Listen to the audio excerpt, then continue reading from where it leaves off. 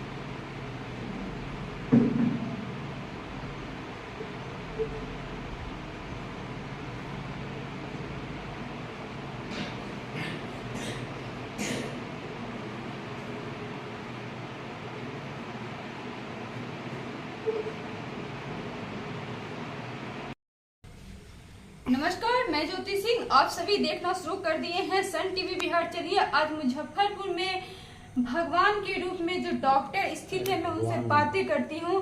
Neurotherapist doctor जो कि बिना दवा की, बिना कुछ चीज की इलाज करते हैं और यहाँ पे लगभग 10,000 पेशेंट को अभी तक ये ठीक कर चुके हैं। तो मैं उनसे बातें करती हूँ और पता करती हूँ कि आखिर उनमें क्या विशेषताएं हैं और मरीज को कैसे देखते हैं। नमस्कार सर। जी नमस्कार सभी दर्शकों को, आपको भी और सभी दर्शकों को भी। और एक शब्द माफ़ी चाहेंगे कि भगवान हम नहीं, भगवान हमारे गुरुजी को कह सकते हैं। सब इन्हीं की देन है। डॉक्टर लाजपत राय मेहरा जी ने वन मैन रिसर्च किया, इसका नाम न्यूरोथेरेपी है।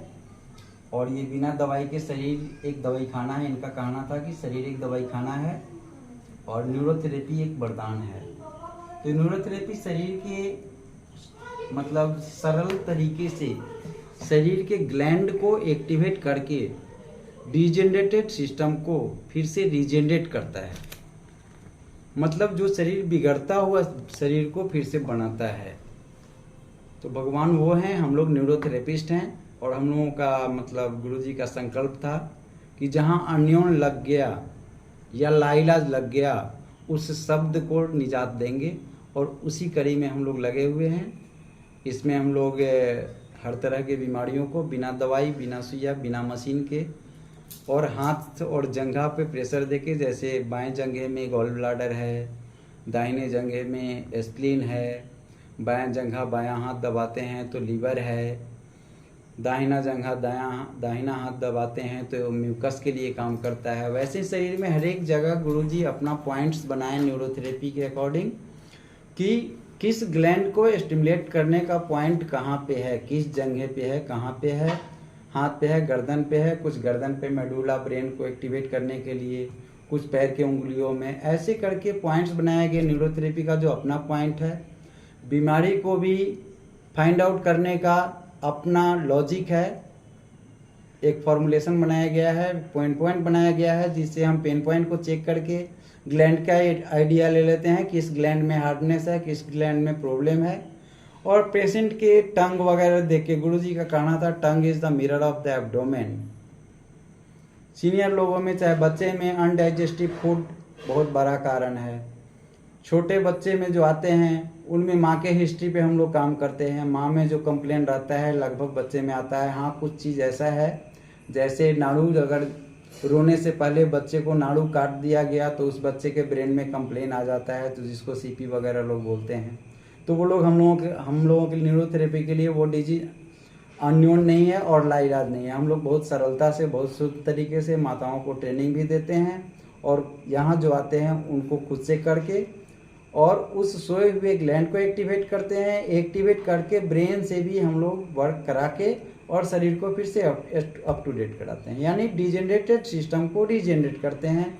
और ये रिजल्ट कोई भी पेशेंट, चाहे बीमारी कोई भी हो, first day, first treatment, first day देते हैं, उसी दिन से आना शुरू हो जाता है। जैसे में अभी हमारे पास आए हैं एक पेशेंट, एक माता, बहुत दिन से, बहुत जगहों से, 1 साल के बच्चे हैं इनके, और बहुत अच्छा बच्चा है, ज़्यादा कंप्लेन भी नहीं है। फिर भी ये 1 साल से बहुत जगहों पे भटके और बहुत जगह से घूमते हुए आए हैं। बहुत बहुत उनका स्वागत है। एक थेरेपी उनको देके अभी बैठे हुए हैं, उनसे आप चाहें तो फीडबैक ले सकते हैं। सर, आप जो ये ट्रीटमेंट करते हैं लगभग अंदाजे आप कुछ बता सकते हैं कितने दिनों में आप ठीक कर देते हैं? ये अंदाजा इसलिए नहीं बता सकते कि बनाने में समय लगता है जी। हम लोग नेचुरल बॉडी को बनाते हैं, तो हम लोग चाहते हैं कि नेचुरल तरीके को आप अपनाइए, खाने पीने के तरीके को। जैसे खाने के साथ पानी नहीं पीना चाहिए, कोई भी ठंडा चीज़, फ्रिज का सामान नहीं खाना चाहिए, किडनी पे असर करता है। बाल डाई नहीं करना चाहिए, किडनी को प्रभावित करता है, पेशाब को प्रभावित करता है। तो जो हमारे सिस्टम को पूरी तरह फॉलो करते हैं उनको तो बहुत जल्दी रिकवरी कर लिया जाता है और फिर प्रॉब्लम रिपीट नहीं करता है। लेकिन जो लोग सिस्टम फॉलो नहीं करते हैं उन लोगों को तो प्रॉब्लम रिपीट करते रहता है। तो रिपीट करेगा, वैसे में मनुष्य के शरीर का कोई गारंटी नहीं होता। तो गारंटी दे करके हम लोग झूठा आश्वासन ही एक तरह से देंगे जो कहीं से फरेबी है, ये ओरिजिनलिटी नहीं है। इसलिए हम लोग एग्जैक्ट नहीं बता सकते किसी भी बीमारी के लिए। बीमारी होने में समय लगता है, जैसे 5 साल से किसी और बच्चा है तो सीपी बच्चे में काफ़ी समय लग जाता है, क्योंकि एक तो उसका day by day system degenerate होते रहता है। तो हमारे यहाँ प्रथम डे आता है तो उसको डिजेनरेशन को ब्रेक करके और फिर कुछ ना कुछ डिजेनरेट करके ही फर्स्ट डे भेजते हैं। वैसे ही सियाने लोग भी आते हैं, बुजुर्ग लोग भी आते हैं, तो उनका चाहे बीमारी कोई भी हो, फर्स्ट डे ही डिजेनरेशन को ख़त्म करते हैं और डिजेनरेशन शुरू होता है। तो वैसे में वो खान पान को अगर कंट्रोल नहीं कर पाते हैं, ठीक से मेंटेन नहीं कर पाते हैं, तो फिर कुछ ठीक होने के बाद लापरवाह होते हैं तो बैक आता है। तो हम लोग एक लॉजिक लेके चले हैं। ऐसे जनरल लोगों के कॉमन डिजीज में अगर 5 साल का बीमारी है तो 5 महीना उनको मैक्सिमम समय देते हैं, 3-4 महीने में अप टू डेट हो जाता है। अगर किसी को 1 साल से है तो महीने दिन में ही वो कंप्लीट हो जाता है, ऐसा अनुमान हम लोग लगाते हैं। हाँ, कोई ज़्यादा ही लापरवाह होता है तो उसको ज़्यादा समय लगता है। अगर सिस्टम को, हमारे नेचुरल सिस्टम को अगर फॉलो किया जाए तो न्यूरोथेरेपी से किसी भी बीमारी को ठीक होने में ज़्यादा समय नहीं लगता है, क्योंकि पर डे जितना होता है उतना फास्ट ग्रोथ बॉडी अपना केमिकल करता है। सर, और क्या आप कैंसर वगैरह का भी इलाज करते हैं क्या? जी बिल्कुल, वो भी शरीर से जुड़ा हुए हैं बीमारी है ना। तो हम लोग तो शरीर के मैकेनिक है एक तरह से।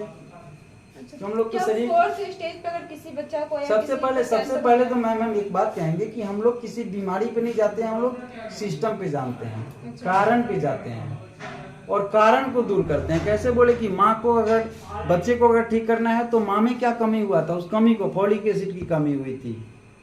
बच्चे को नालू काट दिया गया रोने से पहले तो ऑक्सीजन ब्रेन को नहीं मिला, तो फिर ऑक्सीजन ट्रीटमेंट हम लोग देते हैं और भी मिनरल्स वगैरह कमी होता है उसके वजह से। माँ को हाइपर एक्टिविटीज के कारण ऑटिस्टिक चाइल्ड होते हैं, घर के तनाव, मानसिक तनाव या घर में मतलब किसी भी तरह का या चर्म रोग वगैरह होता है, उसे ऑटिस्टिक चाइल्ड आज के डेट में ज़्यादा हो रहे हैं। तो ये माहौल का जो टेंशनाइज माहौल है इसके कारण ऑटिस्टिक चाइल्ड ज़्यादा हो रहे हैं। और स्किन डिजीज भी कारण है और भी बहुत सारे कारण हैं जो हमारे मतलब रिपोर्ट न देखे हुए भी हम लोग ये सब कारण पूछ के या ये सब देख करके जीव वगैरह देख के हम लोग जितने भी रोग है सभी का इलाज है। चलिए यहीं पे कुछ माता है उनसे बातें करते हैं। अभी जस्ट कुछ देर पहले आई थी और उनके बच्चे का ट्रीटमेंट हुआ है। नमस्कार, कैसा लग रहा है आपका बच्चा? अभी कुछ देर पहले अस्वस्थ आया था, अभी जो दिखा क्या कुछ परिवर्तन दिखा? क्या फर्क क्या क्या लगा सुजल तो दिख रहा है, अभी हलचल जैसे नहीं कर रहा था। अच्छा। था एकदम कुछ किए मतलब सोने के अभी बाद हलचल दिखा, आपका पैर हाथ बच्चा सोता था क्या? हाँ सोता था दवा से। दवा से तो नॉर्मल अभी सोना अभी हुआ। मैं दिखाने की कोशिश कर रही हूँ कि लोग बिना दवा के सोया हुआ है बच्चा और बच्चा में हलचल आ चुकी है। किस टाइप की हलचल है ये भी मैं पूछने की कोशिश कर रही हूँ। पैर हाथ जैसे छोटे से हलचल में भी ये बच्चा चौंकता था, अभी ये इतना हम जैसे लोग बात जो कर रहे है हैं फिर ना, भी ये चौंक नहीं रहा है पकड़ा, बच्चा। थोड़ा बहुत चौंका था ये, जैसे ये सब नहीं होता था। पैर हाथ भांजता था उतना नहीं, अच्छा अभी जैसे भांज रहा था। जी अच्छा। तो इन्होंने बताया कि इनके बच्चे मतलब में आप किसी ये- तरह ये की सब- मोमेंट नहीं थी और अभी इन्होंने जब यहाँ आया और डॉक्टर साहब से मिला तो इनके बच्चों में मोमेंट आ गई, हाथ पैर चलाना शुरू कर दिया इनके बच्चे। चलिए इसी तरह की खबरें आप सभी देखते रहिए सन टीवी बिहार से। धन्यवाद।